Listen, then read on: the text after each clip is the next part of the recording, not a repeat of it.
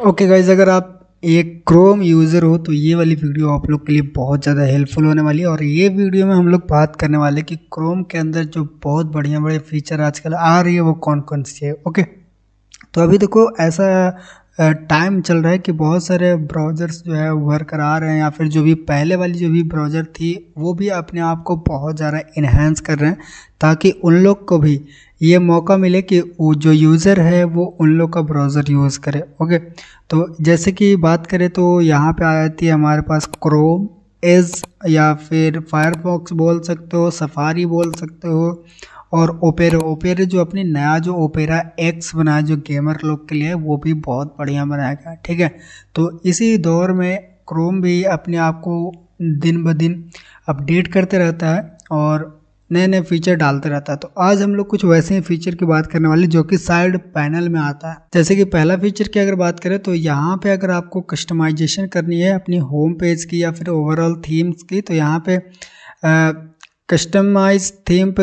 Customise Chrome पे click करोगे तो यहाँ से आपको एक साइड पैनल मिलते हैं। इसी साइड पैनल की आज हम लोग बात करने वाले हैं। ये साइड पैनल है, पहले तो सिर्फ यहाँ पे थीम आती थी, लेकिन अब अगर यहाँ पर क्लिक करोगे कस्टमाइज क्रोम पे तो यहाँ पे आपको बहुत सारी चीज़ें मिलती है जो कि हाल फिलहाल में ऐड की गई है। आप भी अपना क्रोम को खोल कर देख सकते हो कि ये सारी चीज़ें ऐड हुई है कि नहीं।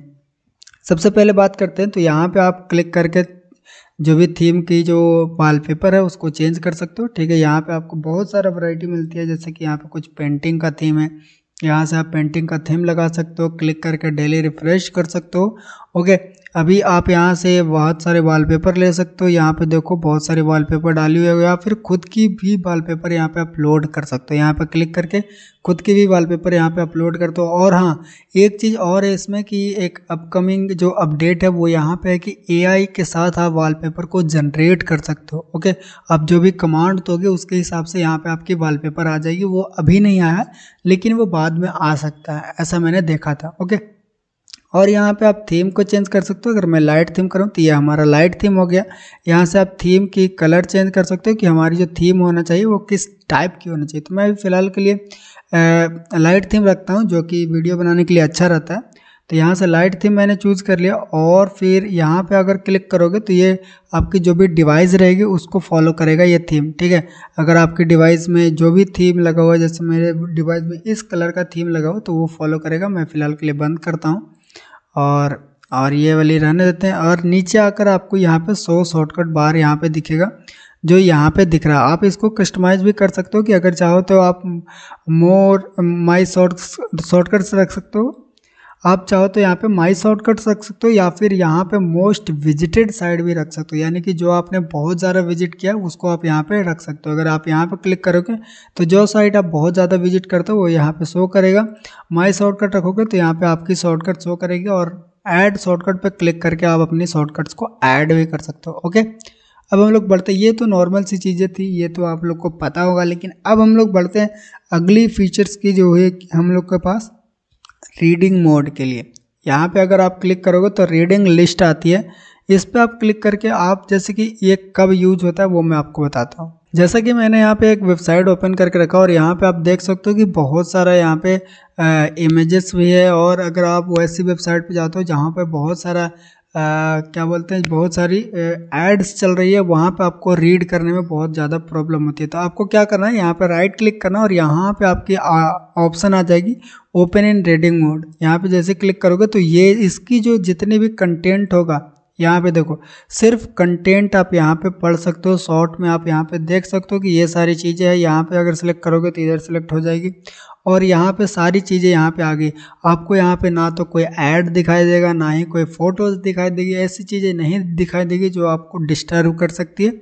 आप यहाँ पे नॉर्मली एकदम मस्त से पढ़ सकते हो। यहाँ पे अगर आप यहाँ से चाहो तो फ़ॉन्ट चेंज कर सकते हो, फ़ॉन्ट को बड़ा छोटा कर सकते हो, सारी चीज़ें डार्क मोड, लाइट मोड, सारी चीज़ें आप यहाँ पे कर सकते हो, जो कि बहुत बढ़िया लगता है। ठीक है, तो ये तो हो गया रीडिंग मोड।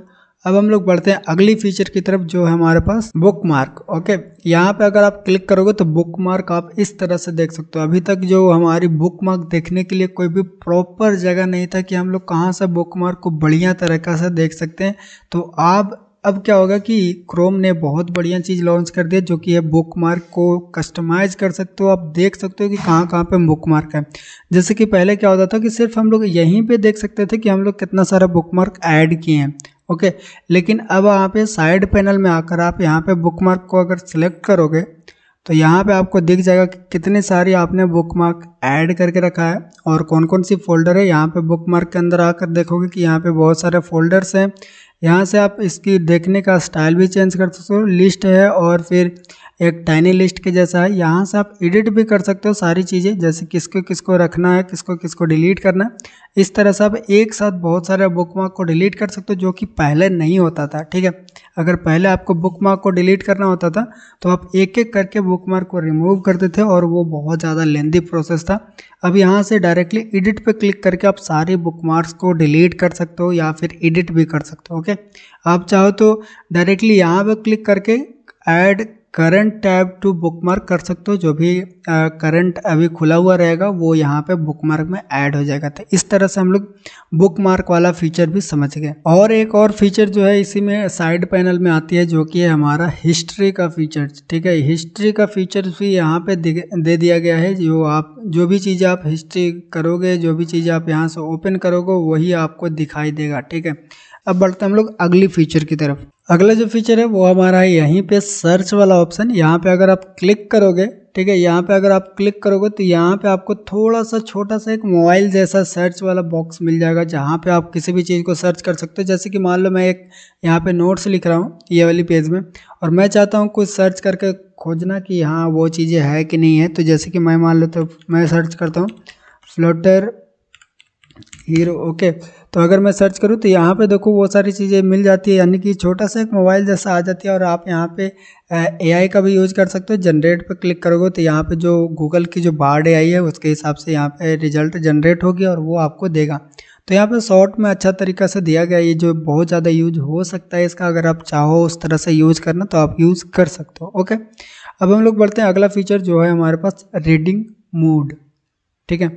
अभी सॉरी हमारे पास एक रीडिंग लिस्ट है और एक है हमारे पास रीडिंग मोड। रीडिंग मोड मैंने आपको बता दिया था। अब हम लोग बात करते हैं रीडिंग लिस्ट। जैसे मान लो ये आपकी पेज है जो कि आप चाहते हो कि हम लोग इसको बाद में पढ़ेंगे, अभी नहीं पढ़ेंगे, लेकिन हम लोग इसको बुकमार्क भी नहीं करना चाहते, हम लोग चाहते हैं इसको सिर्फ बाद में पढ़ेंगे। तो आपको इसको रीडिंग मोड में डाल लेनी चाहिए। जैसे कि इसको हम लोग यहाँ पे ऐड करंट टैब को क्लिक करेंगे तो ये हमारी जो टैब है वो रीडिंग मोड में आ जाएगी और जब भी हम चाहें तो इसको क्लिक करके हम लोग इसको ओपन करके पढ़ सकते हैं, ठीक है। ये फीचर भी बहुत अच्छा है, आप इसको बहुत ज़्यादा यूज़ कर सकते हो। और हमारे पास कोई बढ़िया फीचर नहीं है, अगर बाद में फीचर आएगी तो आपको ज़रूर बताएंगे। तो इसी के साथ ये वीडियो को हम लोग समाप्त करते हैं और साथ में आप इस वीडियो के ऊपर कमेंट करके बताना कि हाँ मैंने जो नया फील्ड को टच किया है वो मुझे कंटिन्यू करना चाहिए या फिर नहीं करना चाहिए, या फिर मुझे सिर्फ फ्लटर की वीडियो ही बनानी चाहिए, ये चीज़ें बताना। और यहाँ पे आपको कौन सी बढ़िया सा फीचर लगा वो भी कमेंट करके जरूर बताना। तो मिलते हैं अगले वीडियो में, बाय बाय।